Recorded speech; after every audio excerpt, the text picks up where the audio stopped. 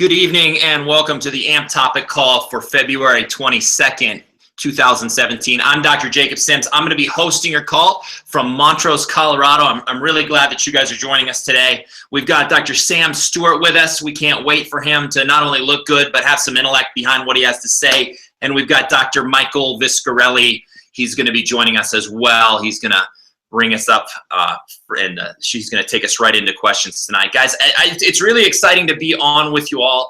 Obviously, we're pushing forward. It's February. We're transitioning to March. It's going to be a great growth season in chiropractic. We're going to have events starting to come up. We're going to have a lot of opportunity to bring people into our offices. We got a bunch of stuff that is going to help us to serve people, reach people, and get out in the communities more and more and more as the weather starts getting better in different parts of the United States. It's going to be really, really wonderful. I'm excited about it.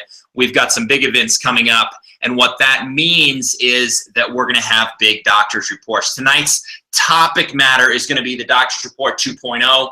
We're going to throw a little bit of light on that, but before we do, I want to make sure I encourage you all, plug in as much as possible. I want you to be very disciplined and very dedicated to getting on your accountability groups. I want you to get on the secret group, post on the secret group, answer people on the secret group, be involved. Make sure you're watching your modules, not just buzzing through them, but taking notes and being able to focus and learn and own that material, and then reaching out with questions. But press in and be involved so that you can make the very most out of what's going on here with AMPed. Again, I'm so excited that you're here with us. Try to get this thing focused on me a little bit better, but I'm really pumped about the doctor's report. Now, guys, I just want to hit a few things. I've been doing doctor's reports for a very long time. The very first time I got into doctor's reports, I literally just jumped in with like a handwritten note and a little bit of encouragement. Dr. Michael was there. It was unbelievable. I'm sure he's going to probably sort of reflect on what that was like here at a certain point. He's going to probably talk about that. I just jumped in with both feet. Why? Because I knew it was a better way. I knew that there was going to be connection with people, and I knew I needed to do that if I expected to get to any next level. So there's a lot of you on the call tonight that have been doing doctor's reports for a long time. There's some of you that are going to be doing them for the very first time. Whether you're in the Kickstart program and you're going to be doing and transitioning these doctor's reports, you're going to be kind of incorporating them now into your practice. Or whether you're going to be a jump starter and you're now transitioning out of school and into your practice where you've never actually, or haven't done very many doctor's reports live, you're about to start doing a whole bunch of them. So welcome to the club. It's going to be really, really great, and it's really going to be awesome. I'm going to hit on a couple of high points. First, for those of you that have never really done doctor's reports or don't completely understand doctor's reports, with a doctor's report, you're going to build a lot more value in a group setting for what you're talking about with chiropractic and becoming a chiropractic practice member in your office than you ever will on an individual doctor's report. It's a big deal. You're going to build a lot more value. People are going to make decisions kind of based off of what the group is looking at and what they're angling for. They can look at people around them and they can say, well, if this guy's going to sign up for care, well, then obviously I'm going to need to sign up for care. If we can help Mrs. Jones over here, well, then they can probably help me. If they see men, women, older, younger, kids, adults, everybody in there, it's going to really help them to focus on making the right decision. 2, you can educate people with a good foundation from the very beginning, and that's so crucial in a doctor's report. Always remembering that. It's sometimes even easy to forget that after you've been in this for years and years. Never forget the fact that you're giving these people the message for the very first time. They've never heard it before. Maybe you've done it 100 times or more or 1,000 times. It doesn't matter. You've got to give it your very best effort every single time you're there, and you've got to really give it a strong effort to be engaged. Make sure that your mind is in the right place. I'll hit on a couple of those things in a minute, but remember, it's their very first time they're getting this message. They need you to be on your A game. Another point, be really chill. There's no sense in you, and what I mean by that is you don't have to be all totally relaxed and half asleep. I mean, you just need to be calm through this thing. Because if you're really amped up and nervous, then the people are going to pick up on that energy. You've got to have an energy that's good. You've got to have a service mindedness. You've got to have a spirit of being excellent and engaging, where that you want to You want to actually win. You want to reach out and you want to win. You want to win these people over. You want to win the message of chiropractic here. You want to overcome the barriers. So in order for you to win in this game, it's mental. A lot of times it's mental, and you've got to relax. I've done a lot of doctor's reports standing, and I've done a lot of doctor's reports sitting on a stool. A lot of times I like sitting on the stool better because it engages me a little bit more in my ability to connect with people on just a little bit less of an intense basis. Sometimes I get pretty intense. I know a lot of people out there are like pretty intense. Sometimes bringing it down, sitting down on the stool does help engage people, and I've really enjoyed doing that. It's changed it for me, which has been helpful, and it kind of brings it down. So remember, be really engaging. You want to win, but you don't want to just pound it home. I mean, winning is going to be a really important aspect in this process, but you can't just beat it into them. You want to really win their hearts over by making sure that you can bring the message, and you want to be able to, kind of bait the hook to suit the fish, but you want to really help people to understand the message of chiropractic, keep it light, and move forward. So guys, those are just a couple of things. I know there's going to be a lot of questions tonight, and if there aren't a lot of questions, I'm going to be confused about why, because this is a hot topic. There should be a lot of questions, a lot of viewers, and you should really be posting them up, because this is, I mean, aside from your initial entry into the practice, where you're greeting somebody and taking them through that first day process, this is huge.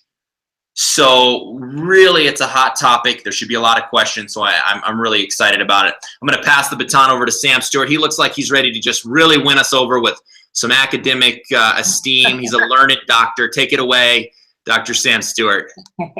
Thank you very much. That's very good. I don't think I've ever seen a doctor's report where someone's sitting on a stool, but that's really cool. I'd love to see that. I think that's one thing I love about the doctor's report, where it's one thing that you can continually get better in.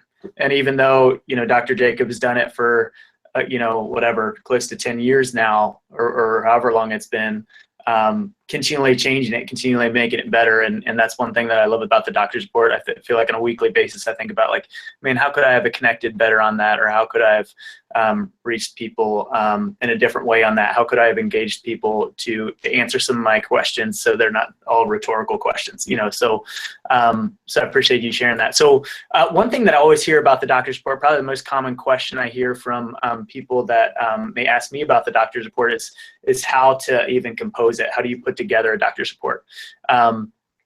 And I think more than any other procedure, there is a little bit of leeway as far as, you may want to talk a little bit more about technique. You may want to talk a little bit more about, allopathic or whatever, but or a lot of statistics. But I think one thing that worked for me was attending and watching a lot of doctor's reports while I was in school, or when I was getting prepared to make my own doctor's report, and then finding which one's the most congruent with you, which one resonates the most with you, and then stick to that one. I know there's great examples on this module of that, but stick to that one and then build off it, because there's a really good flow. If you when you watch it and you accept that doctor's report and that really resonates with you, then that's going to be a very similar flow that you want to roll with, in my opinion.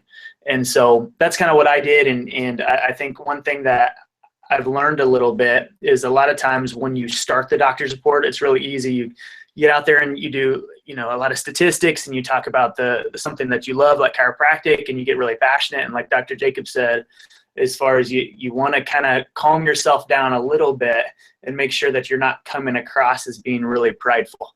I think that's one thing that potentially could turn a new practice member away, if you're out there and you are basically potentially coming, like, maybe you're bashing the medical community, or maybe you're bashing this or that. But try to go in there with passion, but making sure that you have humility with that, realizing that the people that you're talking to, they may not be ready at that moment to hear every single thing about chiropractic. So you kind of want to be able to massage your way in there, or make sure that you get to a position where it's not like they're, drinking from a fire hydrant. And so one thing that I'm really trying to work on with a doctor's report is kind of feeling out the crowd more and more. I obviously have a doctor's report memorized,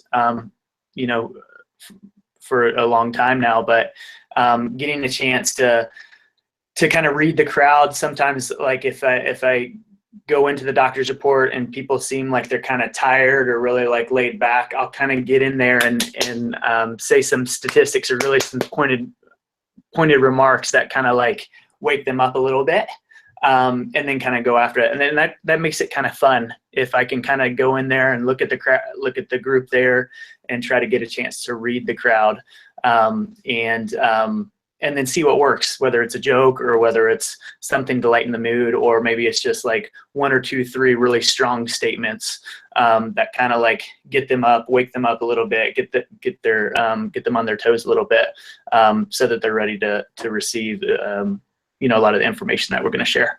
But I'm looking forward to hearing a lot of these questions and looking forward to helping out any way I can. That's it.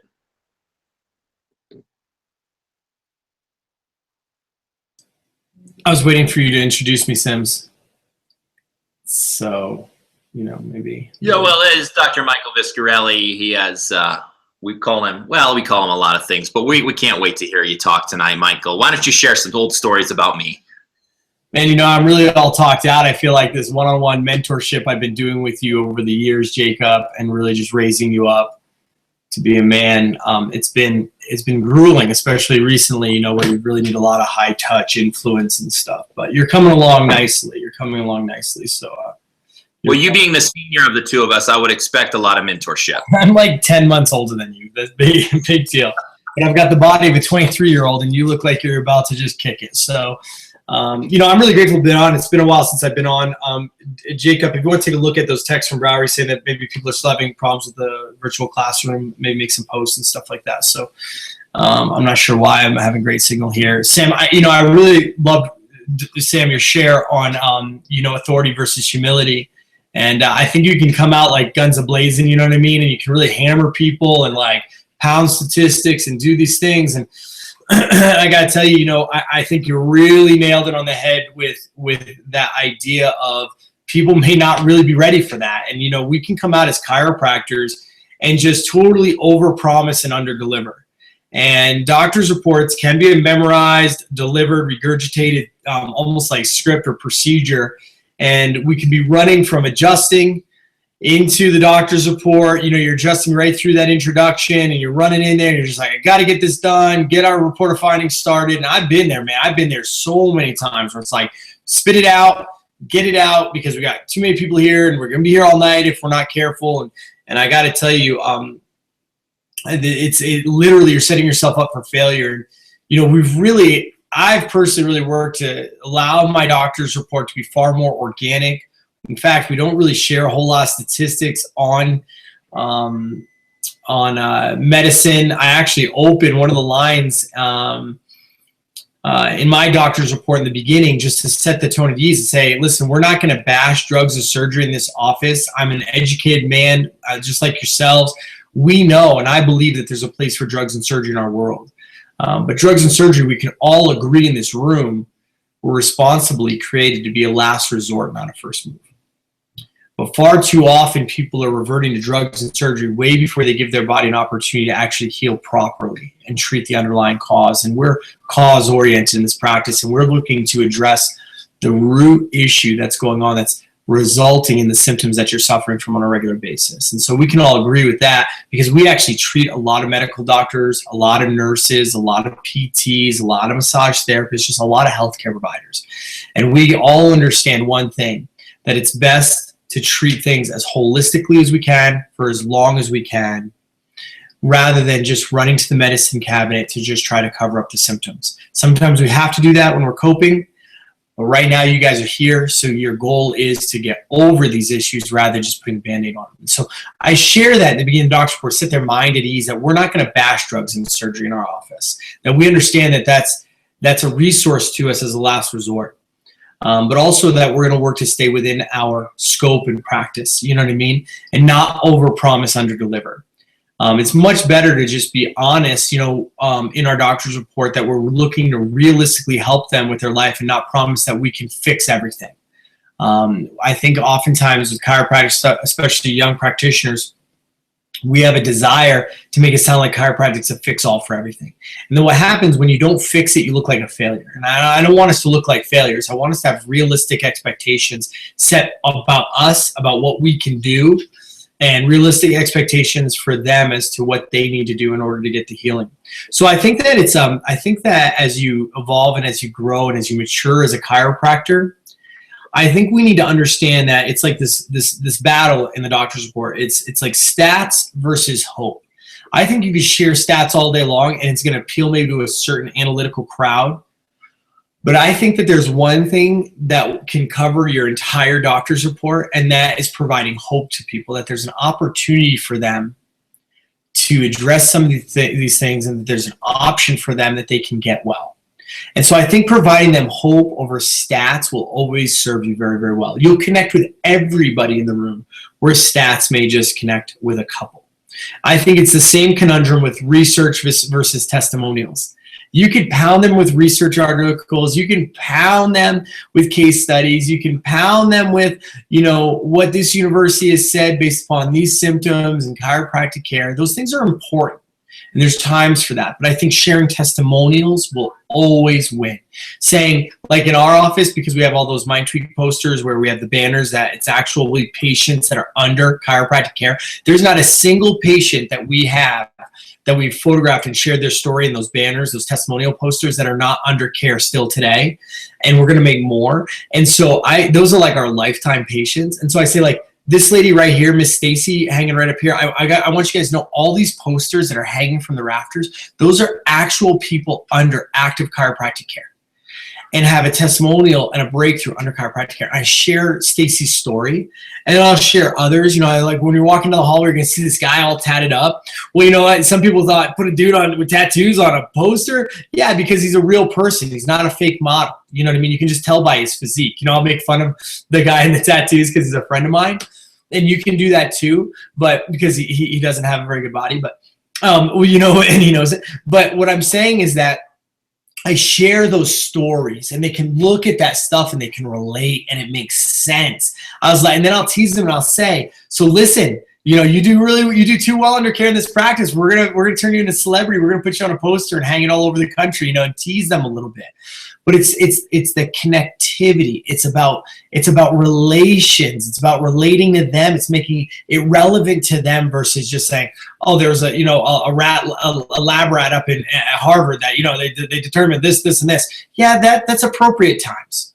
But right now, you're trying to get them from coming into a room with a bunch of people, and they're like this. Like, man, I just came in for an adjustment. You met me at the home show, yada, yada, yada. And I'm not ready for all this crap. They're going to sell me on something where you're just taking them from this to arms like this, and they're just relaxed and they're receiving. And it's the same thing with authority. Like Dr. Sam said, man, you could pound them with authority. It's like boom, boom, boom. And you could just drive them to do what you want. But it's much easier to lead them than drive them. It's much easier to lead a group than to drive them forward. When you're driving them, it's like, man, you're trying to herd cats. It's like, man, Jacob could tell you, like, when we're trying to go scoop up all the horses on their 200 acres. And it's like, man, they're just one of the last times we did it, we're trying to get them. We're racing against darkness. We want to grab them, get up the mountain, go hunting, drink some whiskey, whatever it takes to get the elk. You know what I mean? Tell some lies, smoke some stogies. It's all organic. God made it, and my body can process it. But it was like, man, every time, you try to catch one, and it was like, you're trying to get them, and they're scattering, We're trying to drive them back to the crowd where we could saddle them, right? Versus if you grab a couple key members of the herd, you know what I mean? And you get a lead rope on them, and you tie him off to the back of the four-wheeler, and then Jacob bounces you across the pasture on the four-wheeler and almost kills me while the horses are running. I'm holding them, and we could lead the rest of the herd of the horses back to the crowd because they followed the leader. It's much easier. Right on, guys? And so that authority versus sincerity in the practice and in the doctor's report, I say sincerity will win every single time. When you sincerely share what the true results under chiropractic could be, based on hope, wrapped around testimonials, I assure you, you'll lead them to the finish line versus driving them to the finish line. And the goal is always to lead these people to health under principal chiropractic care for as long as we possibly can. Their lives will be enriched based upon that.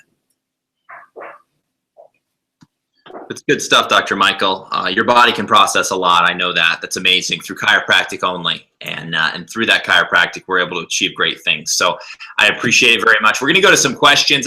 There was a little bit of rumor that it was kind of hard to get on. So guys, now I'm seeing that viewership is very high right now, and that's very exciting. I'm glad. So please post your questions. I see some questions. We're going to go to those, but this is a very important topic. It's a topic that, you know, like it evolves so much, and there's so many different phases and levels of the doctor's report. It's so important that you ask your questions because there's a lot of insight that can be gathered today from this call. So post your questions so we can move through those. Also, if you're a new member, make sure and hang on afterwards on the same link, and Dr. Sam and I are going to run you through what's available to you on Amped as a member, just to make sure that everybody's up to speed on everything that's available to you in the program here. So we're going to start going right here. We have our first question, and here we go.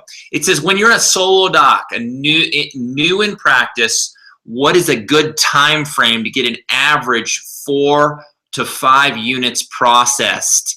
In other words, how long is too long for someone to wait? Dr. Sam, why don't you lead off with this one for us? Sure. So in my opinion, our doctor's report is about 45 minutes, 45 to 50 minutes long. I know that's longer than some people, but 4 to 5 units as a solo doc, I would try to think that you'd want to be, say, if the moment you end to the report of findings, I would want to make sure that everybody's gone through the recommendations and adjusted within a half hour. Would be my goal with one person. And when my wife, Dr. Claire, and I, when we did that, we sometimes have units, 10, 15, and sometimes we'd be there for way too long, but it's just what it was, in the beginning. But I think one person, 4 to 5 units, you should be able to do 4 to 5 units within 30 minutes, I think.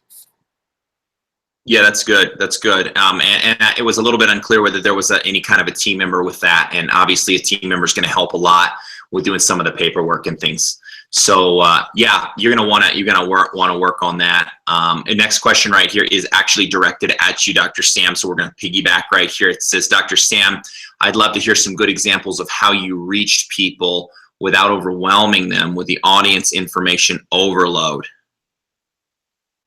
Yeah, that's a good question. I think what I try to do, and I think is an effective way to do that, is to whatever point you're trying to make. So if you're trying to make you're talking about above, down, inside, out, just nerve flow, nerve function, ADIO. I think it's important to like talk about layman's type terms as far as how the nervous system controls everything. You explain it that way where it's not a debate. It's not like you're saying things that they're like, I'm not sure if that's true or not. So it's just very like maybe at like a 6th grade level talking about some of this information, and then you throw in like a good statistic, or you throw in like something that's like a little bit of a higher level where it shows your knowledge on the subject, but also it can maybe appease those who are a little bit more analytical. So I kind of try to lead into that conversation where it's like a conversation about something that is very logical, like above, down, inside, and out. And then I'll try to have a good statistic or something that can bring in the analytical type people. And then typically if I can talk about ADIO and I can ask a question from that gets them answering and agreeing with me that everything does, neurological flow does come from above, down, inside, out, and that does make sense, then that's kind of the flow I would try to go with any type of example that I'm trying to share. One thing just to piggyback on that before we go to our next question is I like to say it. I like, there's a lot of complicated ways to say this, but for me, it makes the most sense in the simplest terms possible. So because it makes sense in simple terms for me, I'm going to try to explain everything, in the easiest and the most simple terms possible. And I lead into it. I don't necessarily just say it like that, but I lead into saying that and make that make sense. Next question, we're going to go right here. It says, after my doctor's report, usually the only thing that can surprise our new practice members is the amount of visits. I cover this mildly while going over different phases of degeneration, but never actually say numbers of visits. It says, what are ways that you can lead your practice members to somewhat expect the amount of care so that they know what to expect when we go for the close? Thank you in advance. Dr. Michael, how are you playing this game? I know you've been in the game. I mentored you a lot in this, so go ahead and just let us know. Answer that question for me, okay? The only thing you've taught me, bud, is how to grow a thick, full unibrow. So, I mean, let's just be honest, but you're good at that.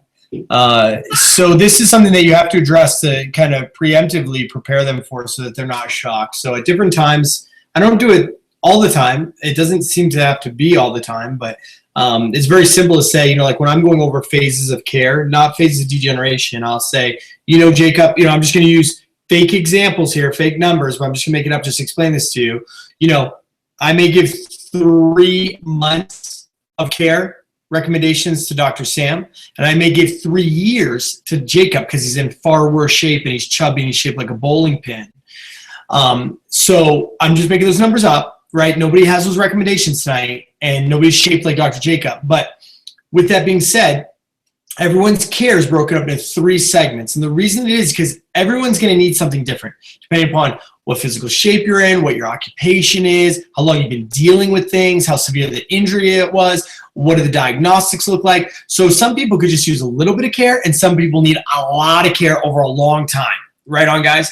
And so it's all broke up into 3 phases. The first phase, the halt phase, and then I go through that sort of thing. So I kind of preemptively say that depending. So then people are kind of like, yeah, this has been going on a long time, And so in another part of the report, I'll say that, I've looked at everybody's case here. I've studied everybody's case, and I can tell you this, nobody's issues started yesterday, so nobody's issues will be gone today with one adjustment. Everybody here has been suffering from things for a year, 5 years, 10 years, 15, 25 or more years, right? You got to have that reviewed. You'd have to do a case review to determine that. 25 years. So it took time for you to get where you're at. It is going to take, for some of you guys, a long time to get out of where you're at. But if we do what's right enough, long enough, the end result's predictable. And it's not about perfection, but it's about progress over time. I want to see you doing better over time than where you are today, right? Because most people are getting worse as they're getting older. That's not going to be the case for you, your friends, and your family. I like that. What do you do for Sicilian muffin tops? That's okay. I can make my own recommendations. I'm a doctor. Here's the next question. It says, Doctor, this one's to you, Dr. Sam. It says, Dr. Sam, how did you and Dr. Claire go about doctor's report starting out? Did you do it together, separate, alternate? Thanks. Yeah, good question. So the decision was kind of made for us a little bit because when we opened my Dr. Claire, she was 8 months pregnant. So I think originally we were going to split it up because I've seen Dr. Jeremy and Amanda Hess do it, and I thought it was a really cool dynamic, and it went really well. But because she was 8 months pregnant, I knew that I was going to have to, for at least some time, do it by myself. We started out her kind of doing a long intro, talking about in a little bit more detail than a typical intro would be. Just so that everybody knew who she was, everybody became familiar with who she was, and then I would kind of do the doctor's report. But I think it was just mainly due to the situation that we're currently in. I currently still do the doctor's reports, but again, we're still in the baby making phase of our, of transition of where we are. So I think when Dr. Claire's, if we stop making babies eventually, then then she'll do more doctor's reports. But that's kind of how we did it. Gotcha. Okay, we're going to move on here, and we're going to go to our next one. It says, what's the best way to handle someone who likes to chime in about their own personal stories, experience during the doctor's report? It says in the doctor's report that are not the most relevant without cutting them off, but also not letting them drag it out. This is an interesting question. I like the question, Dr. Abby. I understand. One of the ways to do that would be setting up the doctor's report in a way that kind of sets the stage for no questions. there's several ways to do that. You can have whoever introduces you can kind of set that up, and you can set the expectation. I like to do it that way because if you're like, listen, you can't ask questions, that doesn't really promote a very fun environment for them. But if you just set it up and say, hey, listen, guys, here's kind of what we're going to do. We're going to be doing some education and whatnot. Dr. Abby's going to be going over everything with you today. And the way that this is going to play out is that we're going to go over the information in general context, and we're going to take you back and we're going to go over all of your personal findings, recommendations, financials, ask or answer any of your questions, because that's very important to us as well. We're going to be doing that privately. So if you do have questions or concerns, please write those down, because they are important to us. We want to answer them, and then we're going to answer those for you when we go over all the recommendations. And that's a really good way to do it. If you were ever to have to do that, in the doctor's report, all I'd say is that's a great question. I really appreciate you sharing that with us. If you have any further questions for any of you, because I want to answer them all, just go ahead and write them down, and we're going to answer those for you in the back. And I would just address it like that. Honestly, I haven't really had any of that in a long time, because I think the way that we set it up, and I don't expect to have it. So don't dwell on it too much. Just make sure you address it in the expectation. And I think that'll help. If you want to talk about it more, reach out to me, send me a Facebook message or something, and we'll discuss it a little bit further.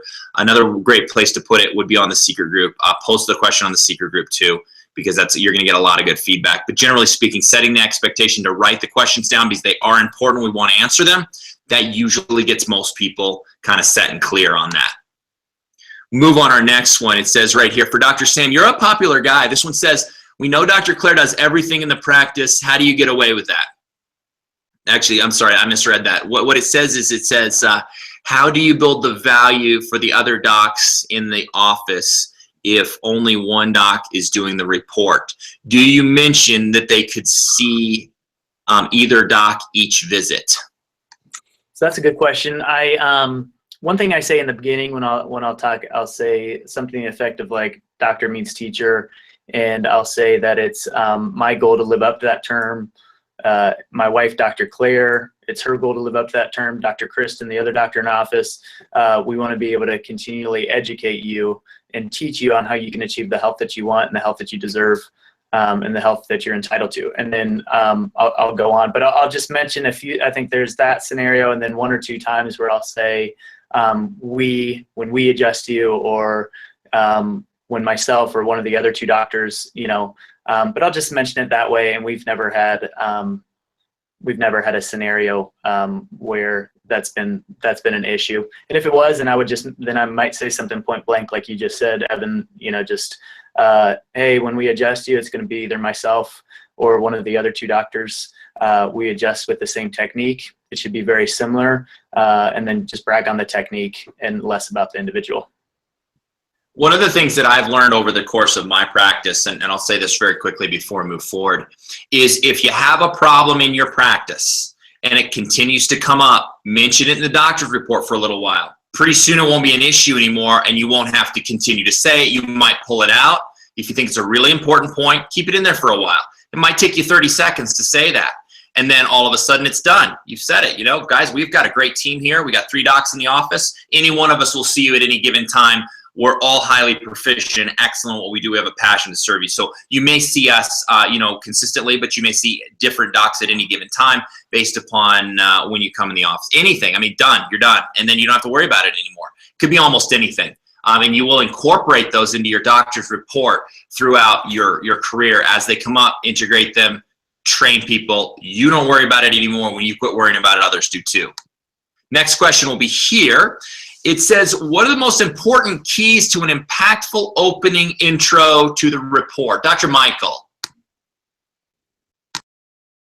So I like this question. I've been working on this a little bit. I welcome them. I tell them I'm so grateful that they're here. I introduce myself because, again, like what they're talking about, some of these people haven't met me on the first day. So I just come up and I say, hi, my name's Dr. Michael Viscarelli. I am, I identify myself because I've got a lot of interns and stuff like that, but I identify myself. I said, I am the owner here at ADIO Chiropractic. And I said, I'm really grateful that you're here, and I feel like I know you already. You know what I mean? I'll tease. I'll be like, even though I didn't meet you on the first visit, I'm like, I've analyzed what you used to do for a living, what kind of shape you're in, your conditions. I mean, some of you guys have really bad, I'll tease. I'll be like, some of you guys have really bad gas all the way to, erectile dysfunction. I'll be like, I'm just kidding. That's not a case for anybody. But, I feel like I know everything about you. I've even seen your insides with your x-rays and stuff. So I'll like sometimes make jokes about it depending upon if it's like a Thursday doc's report in the middle of the day and everybody's like this, you know what I mean? But typically I introduce myself and I just tell them how grateful I am that they're there. And that sometimes I'll also share the story about the first day that we opened our practice and that we moved out here with no friends, no family. And we're in the back praying. And then I came out from the back office and I saw people walking across the parking lot to our door and seeing a line of people outside our front door, people that we knew from our, meeting them in the community and referrals and stuff. And I said, I just really asked God to never allow me to grow desensitized for people trusting themselves and their care and their family's care with us in this practice. And so I'm just super grateful that you guys are here tonight. So just open with a sincere, genuine opening. Sometimes I cut it with humor when necessary. That's absolutely true. Genuineness is a big winner with people, especially in today's society. Okay, we're going to jump on to the next one right here. It says, as a student, what is the best way to start performing my doctor's report? What are some good tips to begin this process? First, learn your doctor's report, hit your high points, draw a map of where you want to go, but really get something that you're going to be able to repeat and film yourself. If you can't film yourself, record yourself. Filming yourself's better because a majority of body language or the communication is body language. If you're shifty, if you're weird, if you're not making good eye contact, you want eye contact. You're always going to want to look at the room. You don't want to like machine gun the room all the time. Speak to a few people. Speak on the left, speak in the middle, speak on the right, then come back to the middle, and then transition. Don't just spray the room all the time. And if you want to, get up some paper plates and draw little smiley faces so you actually have people to look at here. You got people to look at here. You got people to look at here. And then you'll perfect your body language, the way you do things, the way you point, the way you're going to conduct yourself, film yourself. It's the very best thing you can do because you're going to critique yourself because you're going to be like, wow, that's what I look like. And you're going to really be hard on yourself. So you're probably going to be your hardest critic. So film yourself, do it a bunch of times, and you'll be ready to go. Next question. It says, what are some good ways to handle the person who doesn't stop asking questions during or right after the doctor's report? Dr. Sam. I think a good way is in the beginning, just mentioning that there's not going to be any questions. And kind of what I say is, I'm going to go over a lot of information. I'm going to talk a lot about chiropractic postural exercise. I'm going to talk a lot about the nervous system. As I do, I think you'll probably have a lot of questions that pop into your head. We love questions, but what I'll ask you to do is as you have questions, go ahead and write those down on the piece of paper that you have. Because as we go through, I think I'll answer the majority of them. But if I don't, please write them down so you don't forget. And when we go back and go over all your recommendations, we'll go over those questions with you. Typically, we don't typically get a whole lot of questions. If there's that 0.1% that someone interrupts, I'll actually, or ask a question, I'll say, that's actually a really good question. We're going to talk about that just in a little bit, and then I'll just move on. That's a good one. All right, we're going to go to this one. Dr. Michael, listen up because this one I'm throwing it right at you. It says, have any of you ever tried giving the new practice members a fill-in-the-blank sheet so that they will really focus on the important information that you want them to understand the most? Just 3 or 4 questions such as true health is, or your care frequently will blank over time. To clarify, they would fill it in during the doctor's reports as you hit each topic. So, I hear you on this, and it's not like it's a bad idea by any means, and you're welcome to do it, I guess. I don't want to patronize people, you know what I mean? I don't want them to feel, you're already going to get resistance if people are coming, they're in a group setting, they think they're already on guard sometimes because they think it's a sales pitch. More people are going to feel that way than people that are like, man, I've been through this before and I can't wait to do it again, you know what I mean? At another office because I got referred over, or something like that. So I think that if you're dynamic, I think that if you're keeping them stimulated, I think that if you're really working to connect and be genuine, I don't think that you need to have people do something like that. I'd rather than be focused on writing down referrals. I'd rather than be focused on writing down things that they forgot to mention to us, because now it's been a revelation to them that they realize that there's more things that we take care of. So I haven't seen that model in the types of practices that I want to reproduce. So for me, and it always goes back very simply, is like, who do I want to be, financially? Who do I want to be practice-wise? Who do I want to be as a businessman? And that was Jeremy Hess and Amanda Hess. And so they didn't do that. I didn't feel like, and Sam Stewart learned in that model, and Claire, and Jacob obviously learned from Sam and I. So it's he says no, he shook his head no. He's such a big dumb animal, folks. That's why we don't do it. So I think you just ask a simple question, say, what works? Who do I want to emulate, and know the ins and outs of their practice, and that it's been a successful model in different cities all across the country. It's what we're already doing, works really, really well. But you just need to, it comes down to you being sincere, not a creeper, somebody that is genuinely concerned about people's health and want to connect with them, that you're not saying like, man, I really need these people to sign up because I really need to boost my 5th and my 20th. It's not like that. You know what I mean? It's like, I don't even think about that. When people are like, I want to discontinue. I don't even think about it from a financial standpoint. I'm not like, oh shit, they're paying $385 a month. That would have been sweet to keep. That never even crosses my mind. You know what I mean? And so you need to get to a place where the finances don't matter. All that matters is that you really want to help people and have fun with them and grow a relationship with them. What just crossed my mind was a gas can and an illegal rock. I think it was a fire pit. Was it a fire pit? Anyways, I'm going to move on. We're going to go to our next question right here. It says, what do you do when you're a new solo doc and you want to get a family member checked that night, accompanying a new patient? So I guess after the doctor's report, they got a guest, you want to get them checked, but you still have to go over 4 more units, findings, and recommendations. Would you get all of the visits scheduled that night and payments set up for the new practice member 1 while the remaining units are waiting? Dr. Sam, how would you address this scenario? So I'm not a solo doc, but in that scenario, what I would do is I would schedule that guest that night for just the next day. I would schedule them for the next day. I'd give them the new practice member paperwork. I'd have them fill out that new practice member paperwork, so it doesn't take you from the time that you need to be with the practice member that is paying you that night with their x-rays and getting their first specific adjustment. And so we still do that way, even though I'm not a solo doc. We still do that way. And as long as they just heard the doctor's report, they're excited to start. They have the new practice member paperwork. They're set in your schedule. It doesn't take any time from you or your team, but it also gets them, committed to that appointment. So I would make sure that you're able to stay present with the person that you went over those x-rays with, and you don't take that time away from you and that person. One thing I'll mention here is regardless of whether you're a solo doc or whether you got 55 interns working for you, is you're still going to want to be as efficient as possible about time. And I wanted you, Sam, to just mention a little bit about that efficiency. So I appreciate you answering that question for us. Next question right here. It says, give an example of how you break down the 2 ways to pay in the doctor's report. Dr. Michael, you want to take this one? I mean, we're not actually breaking it down. I never break it down in the doctor's report. I do it in the room after with a close. But I think they're asking for an example of how you break those 2 ways down. Whether you can pay upfront or for full. People are texting me questions right now. Post your questions, guys, on the page so that we can keep it in order.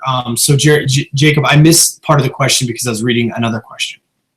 Okay, I'm sorry. I just came off of them right here. It says, can you give an example of how you break down the 2 ways to pay in the doctor's report? Okay. And I want to make a correction there, really, because I don't really go over the way of paying in the doctor's report. I go over it in the room. Yeah. So that's the question. Yeah. So I do address the idea though to kind of set the tone. So at the end of the doctor's report, this is one of my parts of my close. It's kind of like a two-part close. But I say, one, I've got to say, since we can't take care of so many other healthcare providers and stuff, insurance, all these sort of, things are changing. I'm hearing more and more about contracts. I got to say it right now, we don't do contracts. Like I said in the beginning of this appointment is to provide you guys with information so you and your family members can make an informed decision about your health. So in other words, we don't do contracts. I don't want you here if you don't want to be here. Okay? That's a bad relationship for both of us. I want the information to make you say, this makes sense for my life and I want to do it. So we don't do contracts. But like somebody that's going to lead and guide you in your health, if you're here in your health and you want to be here, I'm going to map out a plan to attack and achieve this goal. You're employing me to lead and guide you in this, and I'm going to do exactly that. But you pay for what you get. There's multiple ways to do that, but you pay for what you get. In fact, like the other day, we had somebody that signed up, and they were like totally committed. They were doing really well under care, and they were paying monthly at first, and they came back and said, I want to pay in full because I'm doing so well and I love it here. And so they paid in full to receive a little bit more of a discount. And then he took a job transfer to Hawaii with the Hilton. And I was like, I'm trying to not be pissed at this guy because I'm like, Hawaii, this is amazing.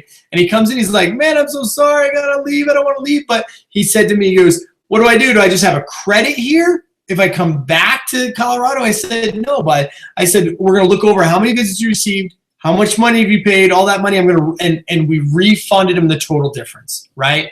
Based upon what he had to use for care. So it's as simple as that, guys. So there's multiple ways to do it, but you pay for what you get in this practice, right on. And so then when we go back and we go over the report of findings, which if you don't have the report of findings module, you need to get that. We break it down and we give the options and we essentially reiterate that, you know what I mean? And so we've already talked to them that there's certain ways that they can do it, but that we've also talked about examples of where somebody had to discontinue and refunded them.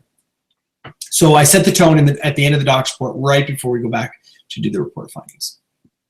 Gotcha. Okay, I'm going to pitch this one right over to Dr. Sam because I don't address this in the DR. If you don't, that's okay, but just answer how you do. It says, how do you recommend addressing the objection of insurance coverage of active care versus wellness care during the doctor's report so that it takes the objection away during the financial close? Dr. Sam, how are you addressing it? To be honest, we don't really say that. We don't address it in the doctor's report. I know that Dr. Hess does. I know that Dr. Tyler Schwanz does, and they do a very good job with it. But we actually don't mention that. I don't know if I'm the best person to try to answer that. Dr. Michael, do you? I don't either. Michael. Okay, we don't. Hey, listen, why don't you post it on the secret group, because I know there's some really good docs out there that do that. And if Dr. Tyler Schwanz does that, I don't know a more competent guy than Dr. Schwanz. So throw that out there, and then we can get that answered that way. We don't do it that way either. So that's why we have a mastermind in AMP, because there's people that are doing things in different ways. So throw it out on the secret group. That question will get answered that way. I guess you could tag Dr. Schwanz in that. And I'm sure he'd get back to you because he's just such a good guy. We'll go to our next question right here. If you notice that someone's rolling their eyes and not engaging during the doctor's report because she or she just doesn't want to get adjusted, how do you get that person back on track for the rest of the report without confronting them in front of the group? So let me take this and I'm going to break this down a little bit. One, you don't want somebody that doesn't want to be there. So you're not necessarily trying to beat them. You're trying to kind of win them over, and you have an opportunity to do this. And I think that's probably what you're asking. But if you get to the end and you can kind of bully them into maybe, or bulldoze them, or somehow will them into coming under care without really them consenting, I can tell you that's not going to go real well. It can be kind of disappointing. But let's just say that you're there and you see someone in the doctor's report and they're kind of rolling their eyes and you're kind of like, oh, okay, this person, I'm going to win them over. There's a lot of ways you can do that. What I would do is I would start angling at different points in my doctor's report, and I would see what things starts to pique their interest a little bit more. As soon as I hit a point that's going to pique their interest and start getting them, because they may just go and they may just look up and they may be like, what was that? Or they may be looking off to the side or texting or just doing all kinds of ridiculous things. And all of a sudden they come back to the center and they're like, whoa, what was that? What was that? I'm going to be watching them. And as soon as we hit that, I'm going to start pounding on that point, and I'm going to see if I can break down their walls of resistance a little bit and start to suck them in. I can't give you necessarily a precise exact example of it because everything is very different. It's very fluid. It's very dynamic in connecting with a person exactly. But I'm going to wait and I'm going to see what do they cling to. What is it that they're looking for? It could be that you show them an x-ray, a lateral cervical view, because sometimes, I show x-rays sometimes in my doctor's report. It's just to educate people. I haven't always done it, but right now I'm in a phase where I am. And maybe they're like, oh, wow, those x-rays. And you see, you drew them in. Bang, you've got them. Now you can work on them. You work on them, you work on them, you work on them. And maybe you can draw them in. And then you can, once you go back into the back room, you know that you broke through some. And you can really hit those high points, or you can. I mean, there's a lot of ways to do it. I mean, it's a complex question, but to answer it simply, you're going to look until you have an opportunity where you pique their interest, and then you're going to really work it. That's how I do it. And everybody's a little different, but that's how I'm going to probe them until I find that weak point or the point of interest, and I'm going to bring them in. Next question here. It says, are there common high points that everybody touches on, I assume in the doctor's report, or a common flow? I notice a fairly big difference between the two doctor's reports in the bonus videos. Dr. Michael, you want to answer this one on the diverse, on the wide range here a little bit, or is there some high points? I think there's definitely high points, and I think there's a common pathway that we work on. Yeah, I completely agree. And I think that the biggest thing to understand is that we're not corporate about it. You know what I mean? We're not religious about it. There's a lot of dynamic features about a doctor's report that need to be touched upon and covered. But I mean, that's why we do it. That's why we redid the doctor's report and brought in people like Rusty and Jessica, and that we're going to add more bonus material over time. And we're going to because things evolve. My doctor's report's a lot different. I mean, I used to hold up covers of magazines, right, Sam? Do you remember this? I hold up covers of magazines like Newsweek and all this sort of stuff and just pound that crap. I don't do a PowerPoint in my doctor's report. I feel like I'm animated enough. I think I have ways to keep people stimulated during the report, but some people are going to need a PowerPoint, you know what I mean, or have a TV screen there. Jeremy just used to have an easel, you know what I mean? I don't do forceps. I don't pluck the head off a baby and kick it across the room, you know what I mean? There's just everyone's a little bit different, but there's definitely some dynamic points that need to be covered throughout the doctor's report that are crucial in order to make sure that we are educating properly. And so that's the beauty of the doctor's report. So don't be religious about it. But you need to, if you're a student, you're asking, you need to observe a lot of reports like Dr. Sam expressed. We saw so many reports, but it was all under the congruent umbrella of our group. You know what I mean? It wasn't like we were going over to like these random cats and checking out what they're doing, I would not do that because that can cause a lot of confusion for you. If you like the results that you're seeing in a lot of these offices, if you like the results if you like the people that are delivering these results, if you like the mission of the group, then I would probably be very cautious of going too far outside of that, because now suddenly you're looking over like, well, they do this. I like that. I like that they say that. That's really cool. You hear this crap and then you're like, but what are they getting for results?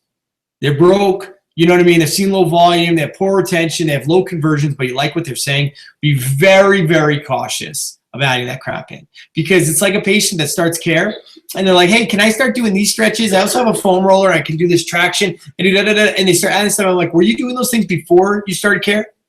No. Then don't start those things right now. Let's introduce neurologically based chiropractic corrective care, track your progress, and then we can discuss adding things once we understand how your body's responding to the care. If we change too many things too quickly and we take a little bit from all these different modalities and you're getting worse or you're not progressing at all, we don't know what variable needs to be changed, right? We need a controlled environment. AMPT is providing you a controlled environment, and I would encourage you to stay within that as best you can, guys, if that makes sense. I also want to say one more thing, and this is important because it's a little bit of a problem for some people.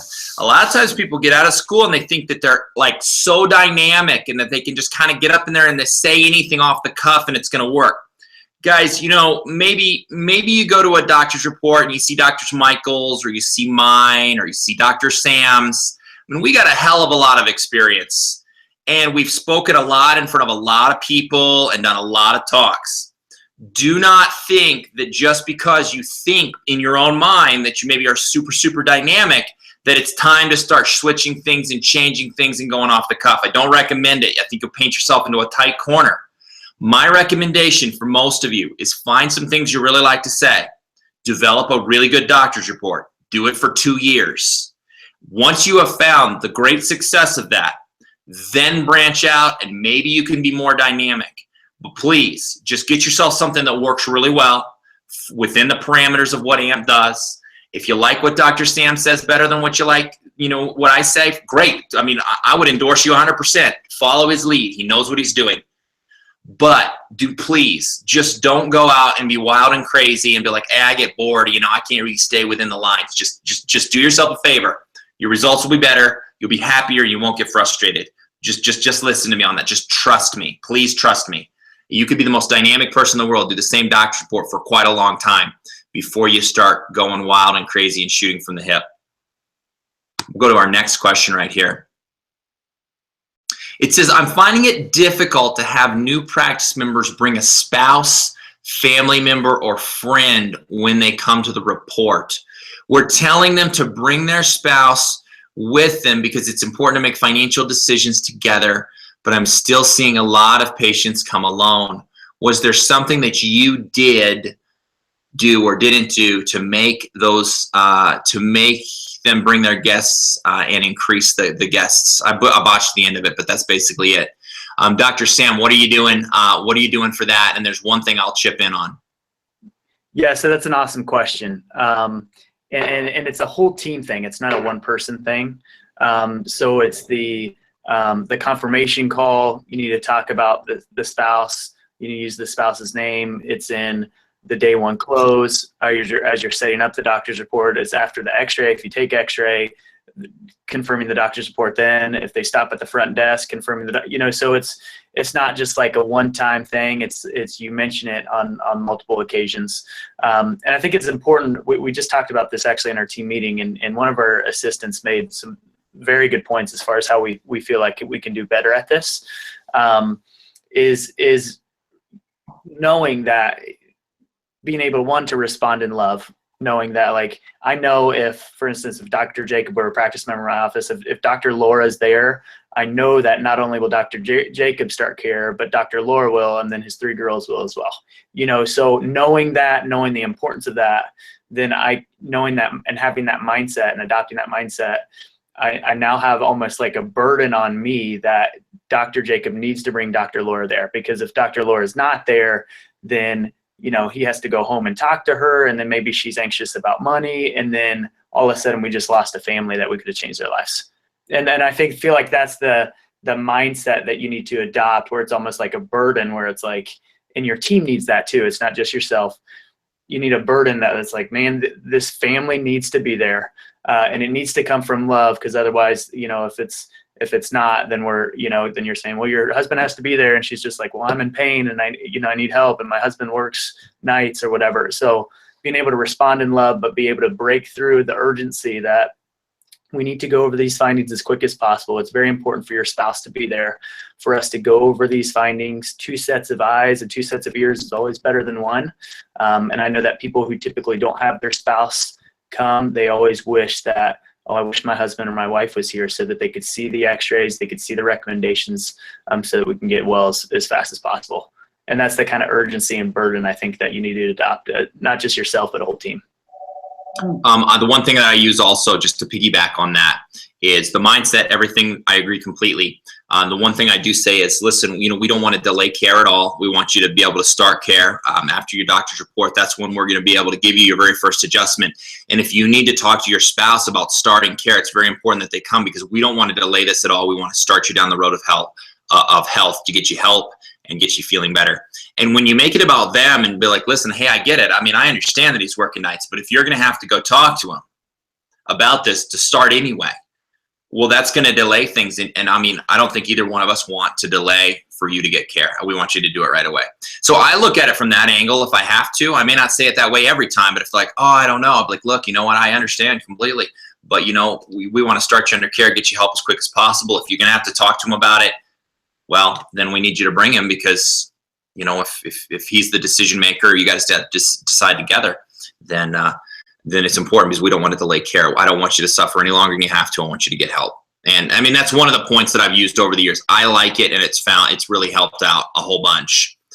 Right here, we got another one. Dr. Michael, I'm gonna throw you on this one. It says, how much objection do you guys receive from new practice members that do feel inconvenienced by the doctor's report, and what's a good way to overcome it? Also, how do you overcome a Wednesday day one that needs an evening time slot?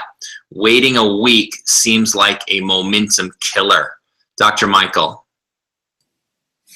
Yes, these are good questions. I mean, there's a lot of ways to overcome. There's so many different types of objections you could get based upon time or them wanting to come to the doctor's report. And so there's a lot of ways that you do it. But you got to stick to your policies and your procedures. I mean, you're going to start bending. You start thinking that way about Wednesday to the following week. I mean, you could consider doing a one-on-one, but I'd probably encourage you not to, because that can get really out of hand very quickly. You can consider doing an adjustment before report, ABR code, or day two, whatever you want to call it.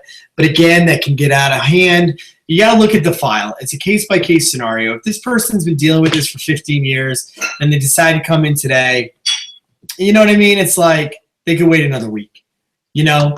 And then you just build value as to why they have to wait. Oftentimes, it's not an issue unless it's an issue for yourself. So if you build value and say, well, now, so like, I don't want to guess in your house, so we're going to spend some quality time analyzing your entire case, all your diagnostics, where you are today, and where we can realistically bring you with getting you the most results as quickly as we possibly can. So we have to spend some time doing that before I can actually get you adjusted. That way we don't see you get worse or we create more of an issue. We want to make sure that your body's progressing. So we're going to do that between now, Wednesday night, and next Tuesday evening. And so I think that most times it's an issue for people because it's an issue for the doctor or the issue for the staff. So when I finally trumped that with my team, it went away. But not that we don't get objections or people want to cancel their report. I mean, we've had all kinds of crap. I get more crap all the time because I got interns in my practice and intern spouses, and it's like, it's not their fault, but it's just a lot of different people with a lot of different levels of certainty and a lot of different levels of training. And so if it's just my team, we get a lot less of that. If we have a lot of different people at a bunch of different levels, it happens more often. You know what I mean? So, you just want to have certainty in the reason why we do it that way, and it's typically not an issue. Most people, they come in, they're like, man, I need to get, I need to get adjusted now. I'm in so much pain. You're like, dude, you've been dealing with this for a long time. We met you 6 months ago. You skipped your appointment then. Now you just walk in here and you want to get corrected. You're waiting. Your ass is waiting. Okay? So, I mean, it's like sometimes you got to discipline these people or they'll buck the system the entire way. And you can typically, especially I think all three of us that are on this call, we could predict the people that are going to be a colossal, ass pain. You know what I mean? It's like you just can predict it. It's like I look at last night, I was doing a doctor's report. We had 15 people that I don't even know. Maybe we had less, maybe we had more. I don't remember.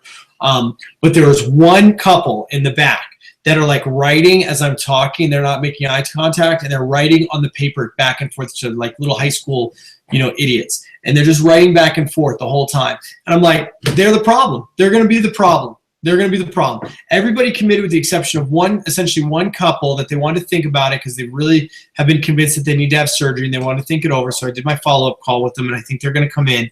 But the one that came out front and was bitching and moaning, my team members complaining and making a scene in the waiting room and bucking the system, saying that they thought they were going to get a free adjustment, that somebody told them that's not true. It's a lie. I mean, it's like, boom, but I could have just handpicked them out of the group and said, you're going to be an ass clown tonight. So why don't you get your shit, get back into your broke down car with your unhealthy body and take it on down the road to the joint. Beat it. I should have said it right then and there. I thought about it. And, but you know what, you try to give people the best opportunity to do it. And so I saw their car broken down on the side of the road on the way into the office today. I just drank my Starbucks and I just drove down the road. Actually, I don't drink Starbucks because they get political, but anyway. That's right. Yeah, or you could use that taser you had in college. That usually shapes people up real fast. I still have that thing. You ever been touched by a taser, guys? It's a revelation. I still have it. It was one of those prongs that it shot the blue electricity between the prongs, and he would sneak up on you, and it would make a noise, like a zapping noise, and you'd know, and then he'd give you like a quick head start. I mean, you'd be like running out of your shoes across the parking lot. I mean, it was unbelievable. That thing's like eStim. It's like a therapy. There's a code for that thing. I'm going to bring that in the office. We built for that, even if they didn't come under care. That'd be good. Okay, guys. A 9-volt battery. Okay, we're going to move on. Moving on. Okay, guys, listen. I'm serious. I'm a doctor, It says, do you mention high volume practice or estimated times at any point during the doctor's report? Yes, I do.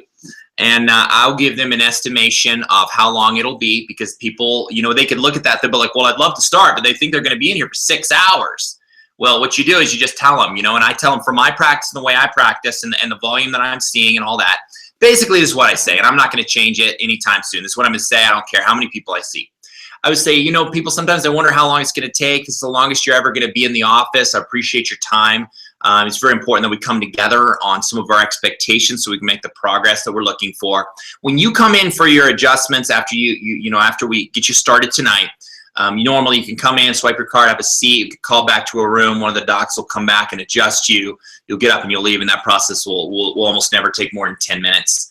If you need a reassessment, we expect you to allow about 10 more minutes, and then that sets them up for that idea. But that's how I look at it. And they're never in here for 10 minutes, usually, especially if they keep their appointment times. They're usually in and they're usually out, and that usually works really, really well for us. So the answer is yes, I do mention that. I have not always mentioned that, but it is something that I think is important to mention, so I do. Next, all right, looks like I'm gonna hit the refresher button here, guys. It looks like we're coming down to the end of the questions. Remember, if you are a new member, if you're an existing member and you just wanna stay on for the new member call, all we're gonna do is bring you up to speed on what's available. Dr. Sam and I are going to be doing that for you. Take a few minutes and bring you up to speed on exactly what's available to you and how you can take advantage of that. So stick around for that. We're gonna take our last question, and then I'm going to refresh again. And if there's any more questions, I'm going to read those too. It says, if a family member sits through the doctor's report, then schedules a new practice member appointment, do you make them sit through another doctor's report? If not, how do you bring them in for the report of findings and an adjustment? Dr. Sam. So no, we do not have them sit through another doctor's report. So whether they get evaluated that night or scheduled for the next day, then we would schedule them. Say they get evaluated that night, we would schedule them for a report of findings. In our office, we have specific times that we do not schedule a report of findings, just very busy times. Just because it's going to be a little bit of a longer first adjustment. It's going to be it's going to gum up a room potentially. So we would schedule that report of findings. A team member or one of the doctors would go over those recommendations, sign them up for care, and then get them their first adjustment that day. Excellent. All right, guys, we're going to hit the refresher. Make sure we don't have any questions lingering. Yeah, it looks like that's it. All right, guys, that's going to be the end of the questions for tonight. I do appreciate everybody. We had a lot of good viewers.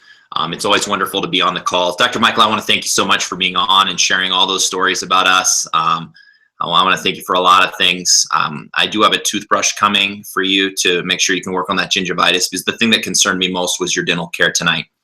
Your content kind of went over my head in a lot of ways, but I want you to know that my mentoring does seem to have paid off, and I appreciate you being on the call tonight. So I got some Listerine, the little travel size ones. The TSA won't take those from me, so you don't have any more excuses. I got like 6 or 7 bottles coming your way, so it's good. I got the green, the yellow kind. I got a lot of different stuff for you. So, guys, thank you so much. If you're a new member, hang tight. We're going to get started. Dr. Sam and I, we're going to get started on some of the availability. Dr. Michael, you're out of here, man. You're gone. You're out. Like the big cane just yanked you off the scene. So beat it. We don't want you on anymore. We're going to move on to the really important stuff. But we appreciate you so much. All right, Dr. Sam, you and I are going to take this. New members, if you're a new member of AMPed, hopefully you've gotten kind of a welcome email. You can be in touch with your mentor, your accountability leader, and hopefully you've worked your way around the different classrooms. I'm going to have Dr. Sam kind of lead us off here tonight. He's going to go over a few things, the different platforms and whatnot, and then I'm going to take the sweep and make sure that we're squared away on the rest of it. So Dr. Sam, kind of lead off on some of those high points, and then I'll sweep the rest for you. Awesome, cool. Well, thanks for being on. Thanks for joining the movement at AMPed. This is something that's completely changed my life, my wife's life, and so I'm glad that you're on. But couple high points. There's 2 calls a month. The call that we just did. This is the topic specific call, and then there's another call 2 weeks from today, and that's more of like a general topic where it's similar format. There's questions. You can ask anything. It doesn't have to be about that specific module topic, but you can not only get onto it live. It's great if you're on it live because you can ask questions. If you are unable to make it to that live call, there are recordings on your classroom that you can watch later. Or even this call, if you watched it today and you want to watch it again, you see it on your classroom, which is really cool. Then a couple other things that are high points that Dr. Jacob mentioned, the accountability group. You're going to have an accountability group once a month. And I would really highly encourage you to be active on that. That's an opportunity for you and a smaller group of people to talk about challenges, best practice shares, questions even, and that can be as active as you want. You get what you put into it, just like anything else. Then there's obviously the virtual classroom there, where there's a module that month. Like this is the doctor's report. Obviously there's the modules there. You can ask questions on those modules, as well as bonus material there. And then the new content comes at the first day of the month. So this doctor's report 2.0, it came on February 1st. February 15th is when the bonus material comes out, the bonus videos. And so there will be a new module March 1st, and then again, March 15th, bonus videos will come out. So that's something you can kind of put a reminder on your phone about. But I don't know, Dr. Jacob, do you want me to keep rolling or what do you think? No, that's good, Dr. Sam. That's awesome, man. You hit some really good high points. I'm going to jump on, and if you want to jump back on, but I'll hit a few here real quick. Guys, definitely you're going to have your classroom. Okay, we've got multiple platforms of your classroom. You got your doctors or your virtual classroom. Okay, that's where everything rolls out each month, and that's very important. You can have your Kickstart platform. You'll have a little tab. It'll come down. It'll open up your Kickstart platform, your classroom. On the side, you're going to have your different modules. Those are going to roll out monthly, and you're going to have new information roll out monthly on that. And we're having some changes coming up to the Kickstart program itself. Currently, the Kickstart program is on a 4-month platform where you're going to have that rollout. Month 1 is going to open, month 2 is going to open, month 3 is going to open, and so on. You're also going to simultaneously have the doctor's program where each month there's going to be a new module that comes out, and the bonus material comes out on the 15th. The normal module itself comes out on the 1st of every single month. As we transition next month, things are going to be a little bit different with the Kickstart program. So we're going to and the Jumpstart program a little bit as well, and we're going to be rolling that out, and we're going to be updating members on that as well. So you're going to also have the Jumpstart platform. The Jumpstart is going to be that's going to roll out incrementally as well. Currently, it's going to be a 6-month program. It's going to roll out each month. Each of those months are going to have different information in their modules that will be available to you. And the idea behind this rollout, guys, is that you can open the material, learn it, study it, digest it, and own it so you can apply it in a way that makes sense. Randomly and abstractly getting information here and there never gets anybody anywhere. So we have it roll out that way because it's been proven to work, and we have a tendency, a very strong tendency as humans to jump all around. And, that's okay, but we've structured this in a disciplined manner so everybody can get that content. Now remember, you're gonna have a lot of downloadables within your classrooms, regardless of where the classroom is. You're gonna have a lot of downloadables. Okay, so it's gonna be papers, it's gonna be just different forms, office forms that are going to be available to you. Make sure that you look through those. Use the ones that you want to use. Those are important. A lot of downloadables. Everybody's going to have available to them old Hangouts. You can go back and you can look at them. We've got old Hangouts all the way back to January of 2014. I believe it's 2014, January 15th. 2014, I believe, is when we have our very first module. So we've got years of modules and calls that are available to you. We're specifically talking about the old calls, the past calls. There are some great materials in there. So sometimes I get people and they call and they're like, hey, I listened to everybody. I've already learned everything. I've listened to everything. Well, I bet you didn't look at all of those years of calls. Look back, take your notes. I mean, we could all learn from that if we went back. I don't remember them all, and I've done a ton of them for years, and I don't remember all the content. There's no chance you could. So making sure that you look through those, that's very, very important. Guys, we have live events, and what I mean by that is in-office events. A lot of people come through and they're like, hey, look, you know, I've never seen it done that way. I've never seen it done live. I didn't get the precept. I started wrong. I'm ready to start right. And guess what? We've got in-office events. Sam and Claire, you had a huge, you guys had a huge one, right? Dr. Sam, you had a really, really big event. Right. What was one of the biggest takeaways from that you had? There were a lot of really good takeaways. I think most of them was just watching our team. We have a very strong team, in large part to just the way my wife's able to train and her ability to train and manage. And it was cool because a lot of docs came, but a lot of team members came. And I think the main thing that people kept telling us what they loved so much about it was like, man, your team's incredible. Your team's amazing. And for other team members to say that to our team, I think just really elevated their team, because they can, that they know that there's maybe a level that they haven't reached yet as far as, team unity and what a CA is able to do and is capable of doing. Why don't you just piggyback off that and talk about the conferences we have, Sam? Yeah. And so to me, these are non-negotiables, like live conferences, like for me, my team, it's amazing. It's my favorite thing about Amped, is going to these conferences. So there's 3 live conferences a year.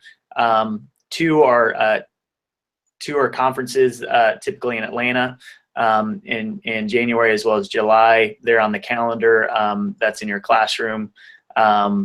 And so I would make sure that you make that a non-negotiable if possible. Be there, have your team there, have your spouses there, your girlfriend, boyfriend there, because those are awesome. The content at those conferences are just, as well as the energy, just with over 1,000 people, you can't compare it. And then the conference that Dr. Jacob was mentioning, the regional conference. When is that, Dr. Jacob? May, right?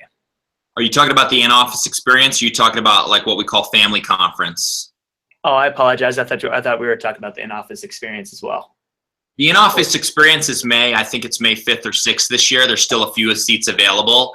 I'd have to look at the calendar, but the in-office experience is going to be in May of this year, okay. And it's going to be awesome. Yeah. And then Dr. Jacob mentioned the family conference, which you don't bring your team to that, but you bring your family to that. And that we have one coming up in Orlando. That's a great time where maybe instead of talking about procedures and systems, maybe you talk a little bit more about like finances, hiring, firing, team challenges, things like that, which would be awesome. That's in the next one coming up is in Orlando in the fall. Which again, those live conferences, I want to make sure that I can't stress enough to at least write that in your calendar and make a goal to be to those. It's a recharger, guys. It gets you recharged, recentered, refocused, re-energized, ready to go out and do this, because chiropractors have a tendency to want to isolate and withdraw. We don't like that. That's not a good idea. Crazy Town happens then, and we don't like Crazy Town. Nobody likes the free ticket to Crazy Town because everybody takes it. Sometimes you get stuck in Crazy Town. You go around and around and around. And that's not a very good place to be. So definitely come to that. Guys, we got a Facebook secret group. Everybody's going to be a part of that. You can post. That's our mastermind. I would say that's universally considered the most valuable thing in all of the program. You're going to get so much feedback, so much information. It's so great. The Facebook secret group, you will be a part of that. Make sure you're on there. Make sure you're active and look at the old content. You're going to have podcasts. Dr. Tyler Schwantz really does a great job of getting those podcasts up and going. There's podcasts that come out twice a month. I believe it's twice a month, and those are available to you. We pull that content from a lot of different places, and we place it on the podcast. That's really awesome. Just to clarify a couple things, with your accountability group, you're going to have once a month. You're going to have on those calls, your accountability group leader will tell you when those calls are going to be. You'll have a Facebook page associated with that, and that's very important. Be on those calls, absolutely. Your 2 calls a month, the one you're on now is the 4th Wednesday. That's the topic specific call. And then you're going to have a second one on the 2nd Wednesday of every month going backwards. And that's going to be your open topic call. These can fluctuate and change a little bit, but the times will stay the same. The content will shift a little bit. Your times are going to be at 9:45 Eastern Standard Time every single time. Jumpstart call will follow on the 2nd Wednesday of every single month. That'll start at 10:45 Eastern Standard Time. I know it's kind of late, but guys, you're pushing anyways. You're not going to sleep beyond those calls. It's very, very important. I think we've covered most of our bases here. Just reach out if you've got any questions. Be on everything live, guys. I cannot stress it enough. If you push it off, you've procrastinated once. Once you've procrastinated once, you can easily procrastinate a second time. Be on things live. You can't answer a question very easily if you're not on live. Be on, be engaged, be a part of the program. Just because you get the t-shirt, that doesn't make anything a winning proposition for you. You're not going to just win because you get the t-shirt. Be a part of it. Just be engaged. I'm telling you, this is your life. This is your future. These are your people. It's your bank account. It's your family. It's your future. It's your retirement. It's your vehicle. Are you going to drive a good one, or is it going to just be broken down? It's up to you to engage and be a part of the program. If you engage and you press and you're willing to do nothing except succeed, then you know what? The outcome is going to be predictable. But if you're like, yeah, I'm going to show up sometimes, I'm never going to be at the conferences, and I'm not going to press in, you're like, yeah, AMP didn't work for me. Well, it didn't work for you because you didn't let it work for you. And that's the bottom line. So let it work for you, because you have to take the action and go. Sometimes I think about it like this. If there are $100 bills 6 inches deep and you're inside of a warehouse and you're too lazy to bend down and start picking those up and hauling them out and binding them together and packing them up, well, then guess what? You're as good as not having any of those $100 bills, but they're everywhere. If you're not willing to put in the work and the time into AMP, it's just not going to produce for you like it would otherwise. Just recognize you're a doctor. There's responsibilities. You're an adult. There's responsibilities. There's people that rely on you. Rise to the occasion and succeed. And I promise you that if you push it this hard enough and long enough, you will get what you're looking for out of it, because you will have put in the time, the energy, and the learning, and the effort, and basically the blood, sweat, and tears is what you're going to have to put into it. Nobody ever said success was easy. People oftentimes say success comes disguised as hard work. Work your ass off. It's going to be okay, and it's going to pay off. So guys, I salute you for being on tonight. Thank you. Dr. Sam, thank you very much for being on. I know that you got a family, and it looks like you haven't slept in about 17 days, so I hope you get a good night's sleep tonight, man. Get adjusted, and I appreciate you for being on. Everyone else, we'll see you on our next call. I look forward to March. We'll see you in March, and have a good evening and good night. Thank you.